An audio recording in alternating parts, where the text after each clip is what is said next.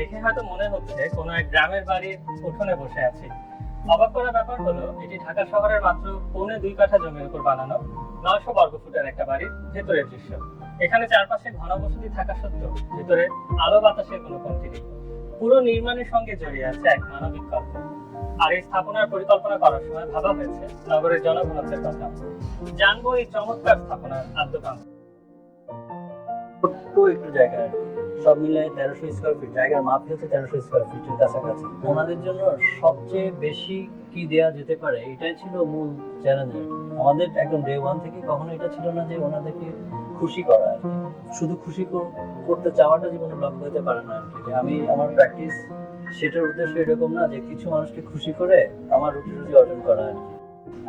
এটার মধ্যে যদি কোনো বৃহত্তর অর্থ না থাকে তাহলে আসলে এটার চেষ্টা করা বৃথা আর কি। প্রায় 1.5 বছর ওনারা সম্ভবত এই ডিজাইনের পিছনে সময় দিয়েছেন।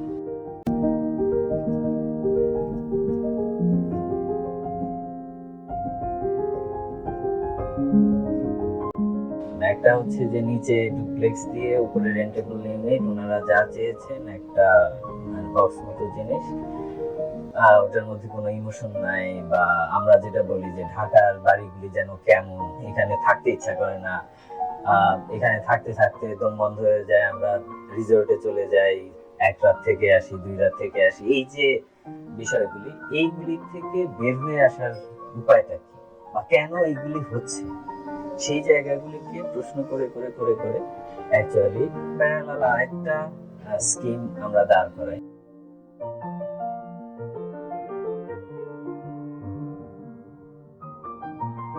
ওনারা আমাদেরকে ডাকলেন ডিজাইন দেখার জন্য।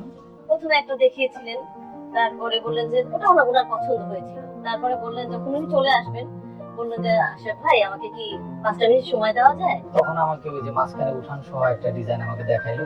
এইটা মানতে আমার একটু মনে হচ্ছিল যে এটা যদি করি আমার ফ্লোর হাইট বেড়ে যাচ্ছে, অনেক কটা জায়গা ছেড়ে দিতে হচ্ছে, খরচ বেড়ে যাবে। তারপরের দিন আবার ভাবি সহ আসছেন, ভাবি সহ এসে ভাবিকে নিয়ে আবার আমরা একটা মিটিং করি।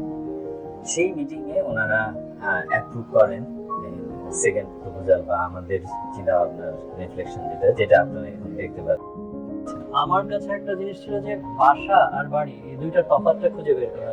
ঢাকা শহরের যে বাড়িতে আমরা থাকি সেখানে কোনো স্মৃতি তৈরি হয় না।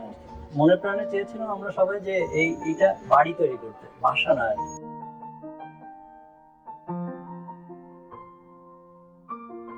তো এখানে হচ্ছে ওনাদের থাকার জায়গাটা আমরা উপরের 3টা ফ্লোরে অ্যাকোমোডেট করেছি, আর 2টা রেন্টেবল ফ্লোর নিচে, দোতলা 3তলাতে আবার নিচে ওনাদের কিছু অ্যাকোমোডেশনের জায়গা।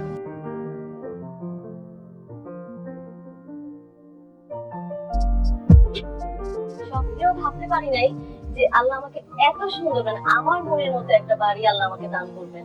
মানে আমি তাতে খুব হ্যাপি। আমি বাড়িটা দেখতে এসেছি। এই বাড়িটাতে এসে আমার যেটা মনে হচ্ছে, ছোট্ট জমিতে আমরা একটা বড় বাড়ির আবহ তৈরি করা, ম্যাজিক্যাল একটা আমি বলবো একটা ঘটনা। এটা কিন্তু তৈরি হয়েছে স্থপতির চেতনা থেকে। কিন্তু শুধু স্থপতি বললেই তো হবে না, স্থপতি চাইলেই তো হবে না। স্থপতির চাওয়ার সাথে ছোট্ট একটা জমিতে একটা সুন্দর বাড়ি তৈরি করা, এটা সম্ভব হয়েছে এখানে বাড়ির মালিক এবং স্থপতির সাথে একটা সুন্দর সম্পর্কের কারণে। প্রত্যেকটা কাজই যে 100% প্রি ড্রয়িং ছিল তা কিন্তু না। যেমন প্রথমে ছিল হয়তো ভিতরে আমরা রং করব, কিন্তু কাজের স্বার্থে আর্কিটেকচার ওরা পরে চিন্তা করলেন যে এটা রং করলে ভালো লাগবে না। পরে বলা হয়েছিল যে ভিতরে আমরা টাইলস করব। তো ওনারা বললেন যে যদি মার্বেল না করি তাহলে এত অল্প জায়গায় জিনিসটা ফুটবে না। সর্বোপরি দেখা গেছে যে ছাদের ডিজাইনটা কোনোভাবেই আগে করা যায় নাই। প্রত্যেকটা জিনিসই ওনারা উপস্থিত চোখে দেখে সময় দিয়ে ডিজাইনটা করেছে।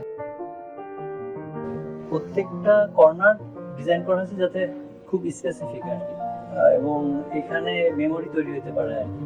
আর কিছু টেকনিক অ্যাপ্লাই করা হয়েছে যেটা হচ্ছে যে ইলুশন তৈরি করে, যে যাতে এটা যে খুব ছোট জায়গা, এই জায়গাটা যাতে বোঝা না যায়।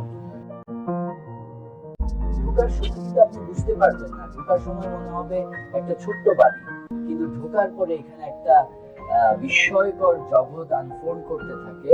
একটা আমার পেছনেই দেখতে পাচ্ছেন একটা উঠোন, যেটা মনে হচ্ছে গ্রামের উঠোনেরই একটা নগরের বিবর্তনের মাধ্যমে একটা নতুন ধরনের উঠোন তৈরি করা হয়েছে, যেখানে নিম গাছ আছে, ঘাস আছে। ঘাস কিন্তু আবার একেবারে কৃত্রিম বাগান নয়, এটা যেন গ্রামের বাগানকেই নতুন ভাবে আবিষ্কার করা হয়েছে।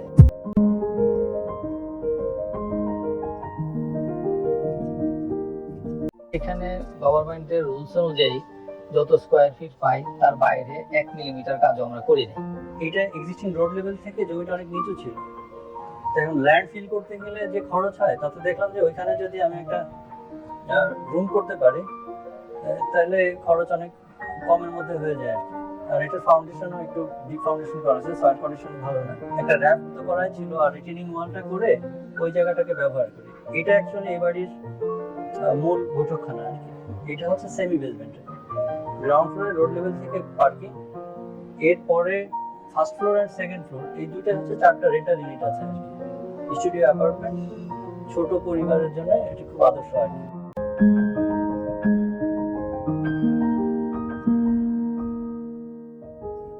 ছোট্ট হলেও বিশেষ করে আমার মায়ের কথা চিন্তা করে আমরাও বয়স হলে তো উঠতে পারবো না, তা আমার মা যেহেতু হাঁটতে এখন সিঁড়ি উঠতে পারেন না বললেই চলে, সেই জন্য আমরা একটি ছোট লিফটের ব্যবস্থা রেখেছি, যাতে প্রত্যেকটা ফ্লোরেই এখন মা বা যে কেউ আমরা ডিসেবল কেউ যেন উঠতে অসুবিধা না হয়, সেই জন্য আমরা সব ফ্লোরেই লিফটের অ্যাক্সেস রেখেছি, মাটির নিচের রুম এবং ছাদ সহ।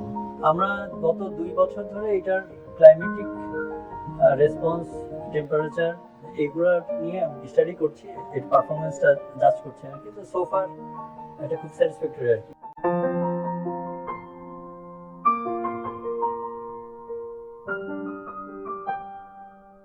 আমি যখন ঘরে থাকি, বাসায় থাকি, তখন আমি বুঝি না যে এত গরম।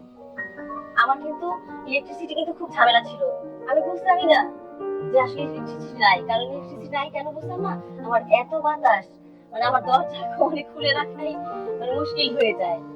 দরজায় সত্যি কথা বলতে আমার শিকল দিতে হয় বাতাসের জন্য, আমি আসলে এটা ফিল করি নাই এতটা গরম। আমি চেয়েছিলাম যে আমি আলো বাতাস চাই, ব্রিদিং চাই, যে আমাদের বাড়িতে যেন কখনোই দিনের বেলা 3 দিকে বাসা হওয়ার পরে যেন লাইট জ্বালাইতে না হয়।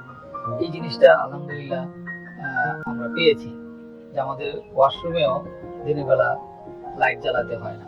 সোলারটাকে আমরা এমন ভাবে বিন্যাস করেছি যেমন আমরা ঘুমাইতে গেলে যদি ফ্যান না চালাই, বাকি সিকিউরিটি সিস্টেমটা টোটালি আমাদের সোলারে চলে, তাতে করে আমাদের বিদ্যুৎ সাশ্রয় হয়।